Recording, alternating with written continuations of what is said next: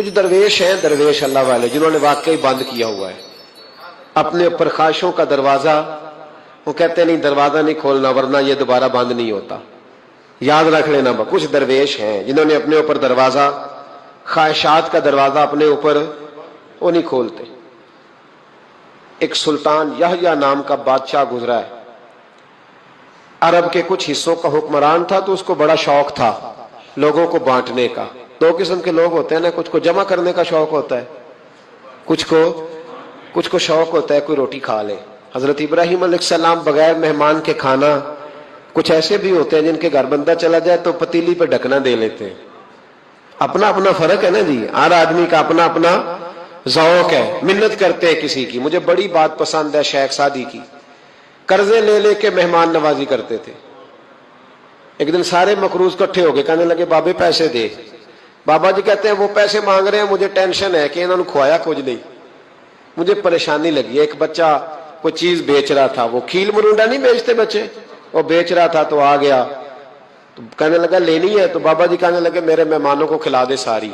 بچہ بھی راضی ہو گیا کہ سارا اکٹھا ہی گاہک مل گیا ہے، تو سارا جب کھلا دیا کہنے لگا پیسے. تو شیخ سعدی فرمانے لگے تو بھی بیٹھ جا، یہ سارے پیسے لینے آئے ہوئے ہیں، بیٹھ جا، ان کے پیسے انہیں ملیں گے تو تجھے بھی. تو بچہ رو پڑا، رویا، کہنے لگا میں تو یتیم ہوں، 4 بہنیں چھوڑ کے آیا ہوں، اماں کی دوائی بھی لے کے جانی، مجھے تو پیسے چاہیے. بچہ رویا تو شیخ سعدی کا ایک مرید آیا، اس نے لا کے نظر پیش کی، کہ حضور یہ نذرانہ ہے. 400 دینار لایا. تو حضرت سعدی نے سب کو دیے، بچے کو بھی دیے.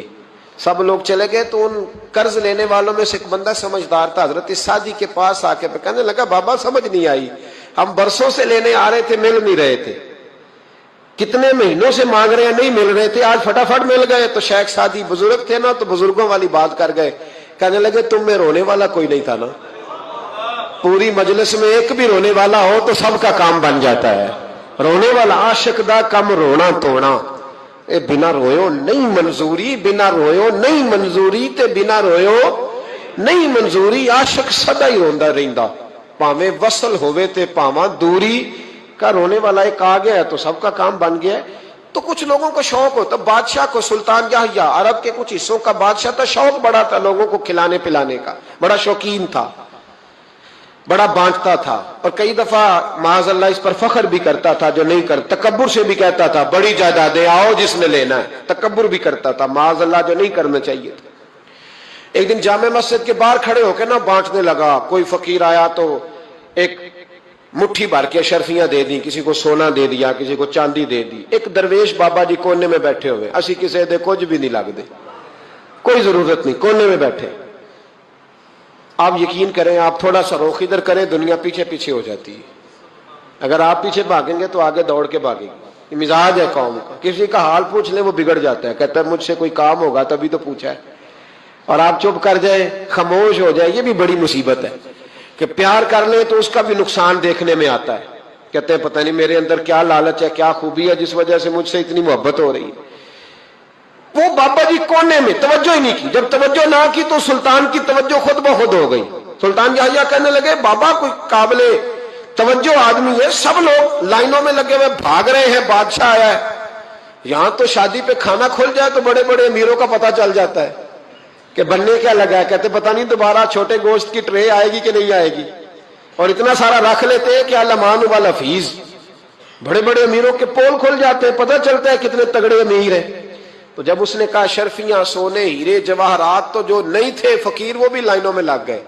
لیکن وہ فقیر پھٹے پرانے کپڑے، سانو تخت ہزارے دی لوڑ کیے، نالے کی لگے شہر بمبول دے نال، اسی اپنی بال کے سیکنے، سانو کی لگے کسی اور دے نال. اور اقبال نے اس کی تشریح کی. اقبال کہنے لگے ہوا گو تند و تیز ہے لیکن چراغ اپنا جلا رہا ہے. ہوا گو تند و تیز ہے، تیز ہوا میں چراغ نہیں جلتے. ہوا گو تند و تیز ہے لیکن چراغ اپنا جلا رہا ہے. وہ مرد درویش حق نے جس کو عطا کیے ہیں انداز خسروانہ، فرماتے ہیں جسے اللہ نے بے نیازی دے دی، لالچ سے دور کر لیا، وہ کسی کی پرواہ، وہ اپنا چراغ جلاتا ہے. اپنی مٹی پہ چلنے کا سلیقہ سیکھو. سنگ مرمر پہ چلو گے تو پھسل جاؤ گے، وہ بابا بیٹھا ہے تو بادشاہ کہنے لگا اسے بھی بلاؤ. بابے کو بلایا, کہنے لگا تجھے کچھ نہیں چاہیے؟ بابا کہنے لگا چاہیے تو بڑا کچھ, پر تجھ سے نہیں چاہیے. کہا کس سے چاہیے؟ فرمایا اس سے چاہیے جو دے کے حساب نہیں پوچھتا, بغیر حساب دیتا ہے, اس سے چاہیے. کہنے لگا نہیں, دروازہ کھلا ہے, تو بھی لے لے. بابا کہنے لگا میں لے تو لوں پر تو دے کچھ نہیں نہ سکتا. بادشاہ کو غصہ آیا, اکڑ تھی, تکبر تھا. کہنے لگا تو کیوں نہیں میں دے سکتا, تو سوال کر. تو بابے نے ساتھ والے فقیر سے لکڑی کا کالا پیالہ پکڑا, ہوتے نا فقیروں کے پاس مانگ, لکڑی کا کالا پیالہ, تو کہا لو دے دو کچھ. اس نے فوری طور پر سونے کی اشرفیاں مٹھی بھری اور لکڑی کے پیالے میں ڈالی. اب جب پیالے میں ڈالی تو کڑ کڑ کی آواز تو آئی, پر پتہ نہیں وہ کدھر گئی ساری اشرفیاں. دوسری مٹھی ڈالی تو پھر کڑ کڑ کی آواز آئی, پر اشرفیاں کدھر گئی کوئی پتہ نہیں چلا.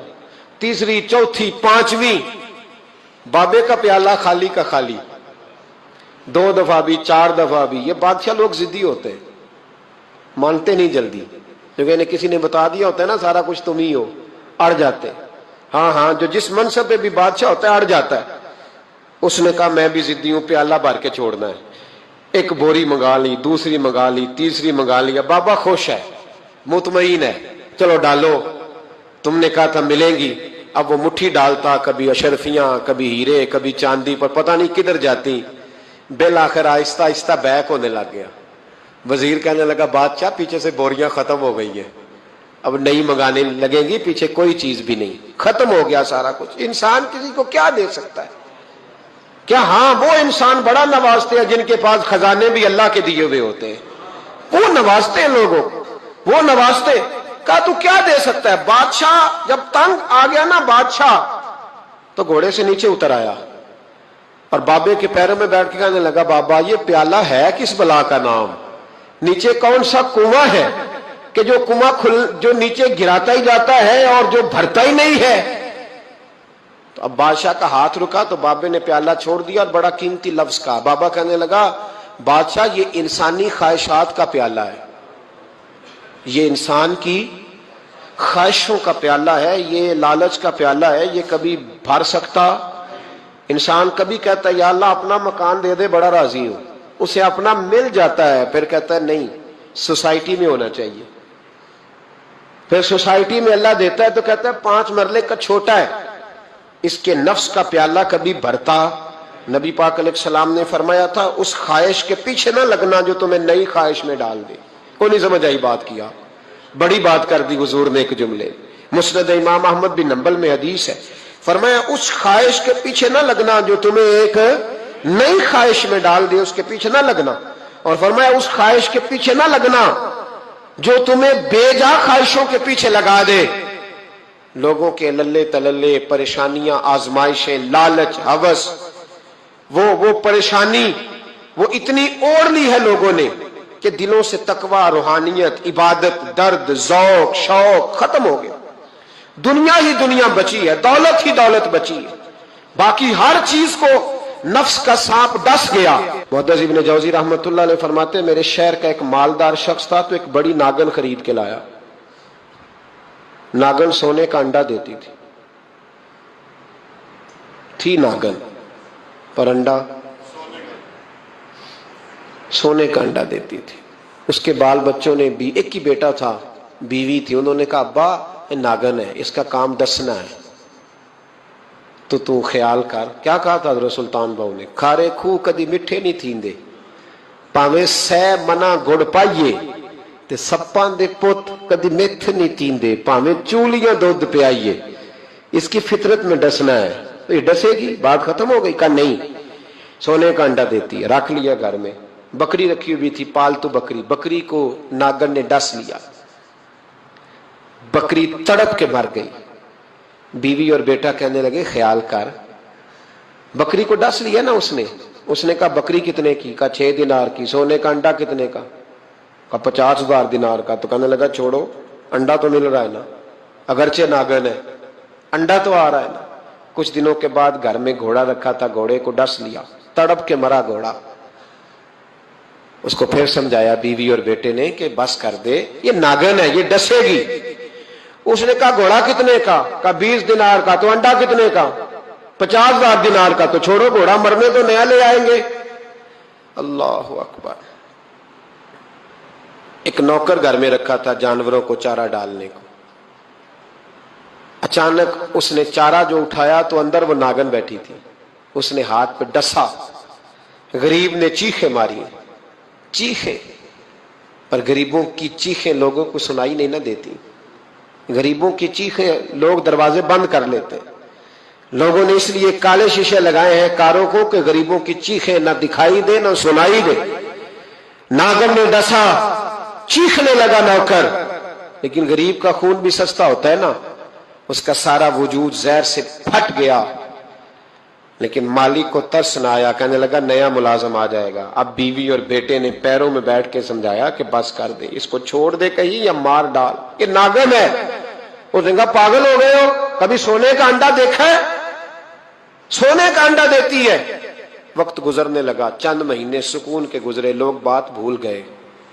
एक दिन सवेरे सवेरे कमरे से मां के रोने की आवाज आई, और जब अम्मा चीखी, खामन दौड़ा तो कहने लगी ले तेरे सोने के अंडे बच गए।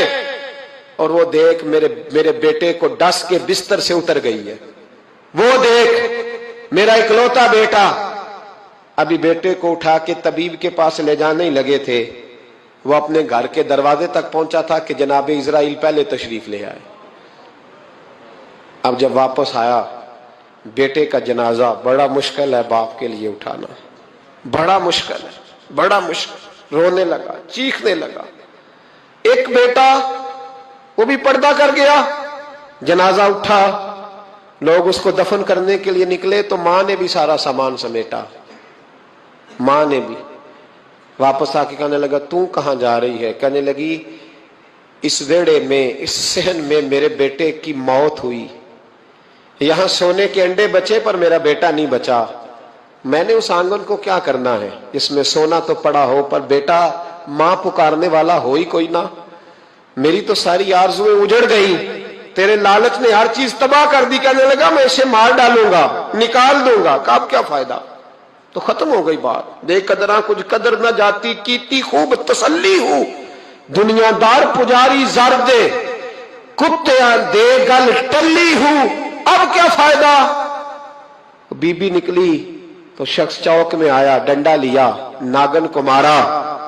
और इब्न जौजी फरमाते हैं वो पागलों की जिंदगी बसर करता था। उसके दाएं बाएं सोने के अंडों का ढेर लगा होता था। वो लोगों को कहा करता था मेरे जैसे लालची न बनना, मेरे पास ना बीवी बची, ना बच्चे बचे, ना घर बचा, ना कोई वफादार बचा, हाँ मेरे पास दौलत बच गई।